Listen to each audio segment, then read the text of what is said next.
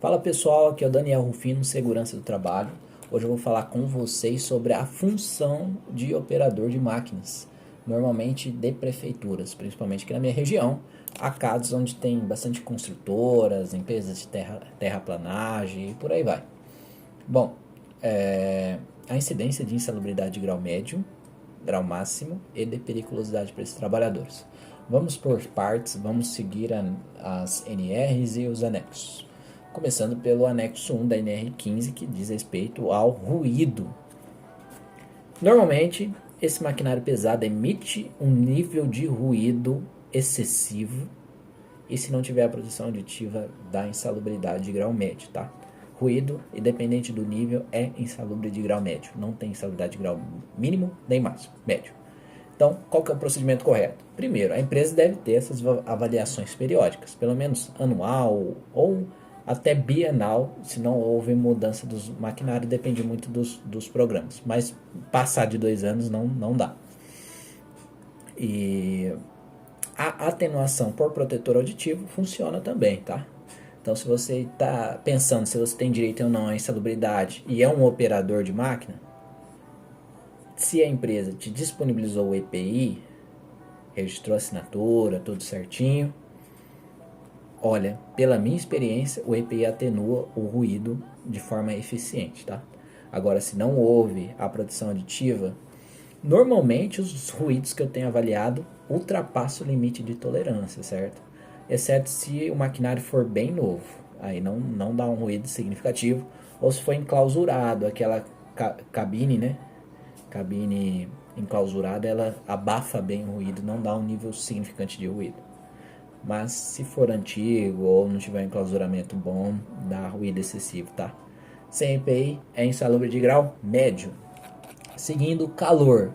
Não há incidência de calor ocupacional nos termos do anexo 3 da NR15. Se desse calor seria grau médio, mas não dá.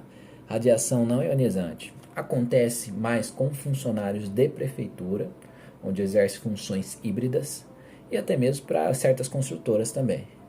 A radiação não ionizante, ela incide pela fonte geradora solar. O Sol emite a radiação não ionizante. E se o maquinário tiver a cobertura, for enclausurado, tiver a proteção solar de ordem coletiva, não dá incidência de radiação solar, porque tem a proteção ali coletiva, né? Se der, vai ser no fim de tarde, mas é um nível de radiação não significante e não habitual também. Agora, tem casos onde o operador ele desce, ele trabalha na frente de trabalho, ele tem que sair do equipamento e tem ali a sua exposição solar. E se tem exposição solar, é insalubre, exceto se houve a efetiva proteção individual.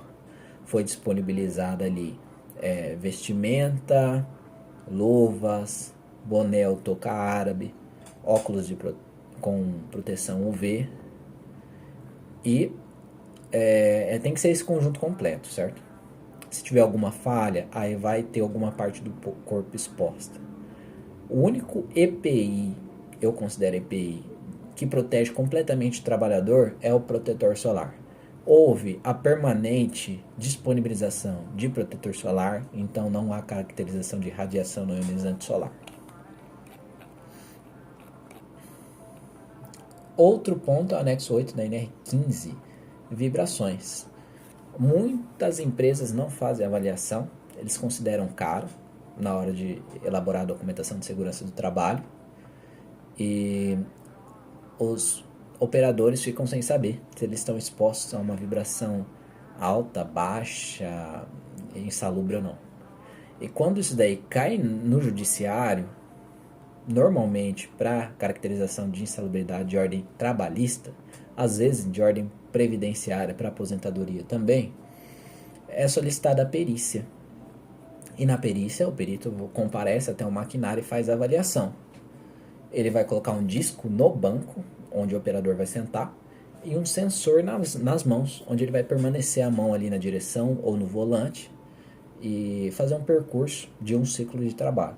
E extrair os dados, tá? O histograma, fazer a avaliação do nível de concentração gradual para as 8 horas, dê exposição à vibração de corpo inteiro pelo disco e vibração de mãos e braços. São 2 tipos de vibrações, tá? E por experiência, maquinário antigo dá vibração significante, aqueles tratores antigos, por aí vai. Agora os maquinários novos é difícil dar uma vibração expressiva, principalmente de mãos e braços não dá, viu? Agora de corpo inteiro acaba dando aos maquinários novos quando passa em um terreno bem não nivelado. Às vezes alguma propriedade rural, esse tipo de coisa. Agora quando é antigo, dá um ruído excessivo, dá vibração de corpo inteiro e de mãos e braços excessivo também. Então, se caso você está pensando se tem direito à insalubridade ou não, tem que fazer a avaliação de vibração de corpo inteiro e de mãos e braços também. Agentes químicos. É muito comum o operador de máquinas pesadas, vamos citar aí a retroescavadeira, ele tem que fazer a lubrificação dos pinos antes do início das atividades. E eu vi várias vezes, ali antes de começar a operar, pega uma estopa, pega o thinner, molha ali, limpa com um solvente, para posteriormente com uma bomba manual mesmo, acoplar nesses pinos e fazer a lubrificação com graxa. Deixa eu ver se eu tenho aqui o texto da norma. Ó, anexo 13 da NR15, hidrocarbonetos e outros compostos de carbono. Insalubridade grau máximo, manipulação de, entre outros aqui, óleo mineral. Olha, normalmente essas graxas utilizadas na lubrificação, elas são compostas por óleo mineral, tá? Deve-se fazer a avaliação da composição dessa graxa. Por experiência, sempre peguei graxas compostas por óleo mineral. Existem graxas que não são compostas por óleo mineral, tá? Por isso é bom fazer a avaliação da composição da graxa. Então isso daí é insalubridade grau máximo, certo? E esta atividade de limpeza com thinner, eu não tenho aqui o texto da norma, mas eu lembro que ali que compete também hidrocarbonetos e outros compostos de carbono, insalubridade de grau médio, atividade de limpeza de peça utilizando hidrocarbonetos aromáticos. E o thinner e outros solventes também, às vezes a pessoa usa gasolina mesmo, diesel, são compostos por hidrocarbonetos aromáticos, sim. Há casos onde o empregador compra um solvente alifático ou não tão agressivo. O correto é analisar na composição deste solvente se tem hidrocarbonetos aromáticos. Normalmente tem, tá? Agora tem empresas que já para não pagar insalubridade compram alguns de hidrocarbonetos alifáticos, aí não tem. Se tiver insalubridade de grau médio para limpeza de peça, grau máximo pelo contato com graxa. E vamos para a cereja do bolo. Atividades e operações perigosas com inflamáveis. A atividade, o que garante a periculosidade para esse trabalhador, operador de máquinas? Vamos ter que avaliar o anexo 2 da NR15. Por quê? Lá dispõe, pode considerar aí 2 aspectos. Primeiro, o transporte de líquidos inflamáveis. Segundo, o abastecimento com líquidos inflamáveis.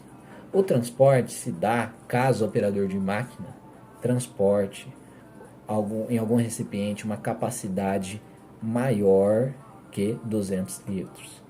Já vi casos de transportar para abastecer as máquinas lá na frente de trabalho um tanque com 200 litros, fechado. Se deu 200 litros, não é insalubre. Porque a norma fala maior. Então, bateu 200 litros, não é, falei insalubre não, perigoso, tá? E então, voltando aí, aspecto de transporte de líquidos inflamáveis, se for superior a 200 litros, dá periculosidade. E quanto ao abastecimento, tem casos que o operador de máquina realiza o próprio abastecimento da máquina. Ele, antes de iniciar as atividades, passa ali na sede da empresa, no tanque de combustível, ele mesmo pega a bomba ali, o bico, coloca no tanque, aciona a bomba e enche o tanque.